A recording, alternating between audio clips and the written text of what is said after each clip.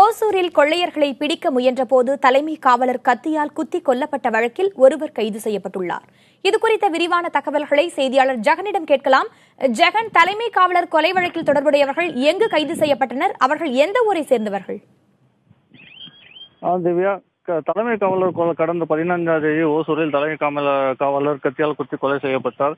இந்த கொலை வழக்கில் சம்பந்தப்பட்ட அமர் என்ற குற்றவாளி பெங்களூரை சேர்ந்த GM பாளையத்தை சேர்ந்த அமர் என்ற குற்றவாளி முல்பாகல் பகுதியில் தங்கியிருப்பதாக முல்பாகல் பகுதியை சேர்ந்த சங்கலி காவல்துறைக்கு தகவல் வந்துள்ளது.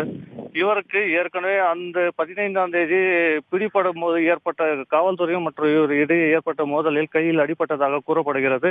இதற்காக அவர் தன்னுடைய முல்பாகல் பகுதியில் சங்கலி என்ற கிராமத்தில் தன்னுடைய உறவினர் வீட்டில் தங்கி சிகிச்சை பெற்று வந்தது தெரிய வருகிறது.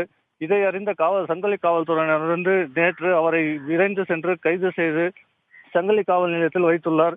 இது குறித்து தமிழக காவல்துறைக்கு தகவல் தெரிவித்துள்ளார். தமிழக காவல்துறையினர் இன்று காலை அங்கு முல்பாகலுக்கு விரைந்துள்ளனர். இன்று பிற்பகலுக்குள் அவரை ஓசூர் சிப்காட் காவல் நிலையத்துக்கு கொண்டு வரப்படலாம் என்று காவல்துறை வட்டாரங்கள் தெரிவிக்கின்றனர். திவ்யா, ஜெகன், இந்த கொலை வழக்கை பொறுத்தவரை ஒருவர் கைது செய்யப்பட்டிருக்கிற நிலையில இந்த கொலையில் தொடர்புடைய மற்ற குற்றவாளிகள் தலைமறைவாக இருக்காங்களா? அவங்கள தேடும் பணி எந்த அளவில் இருக்கு?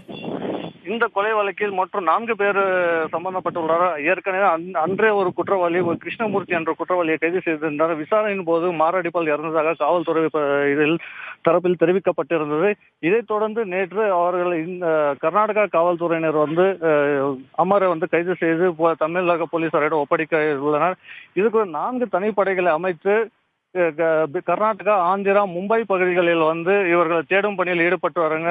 மேலும் புஜ்ஜி மற்றும் விக்கி ஆகிய இருவர்களை காவல்துறையினர் தீவிரமாக தேடி வருகின்றனர்.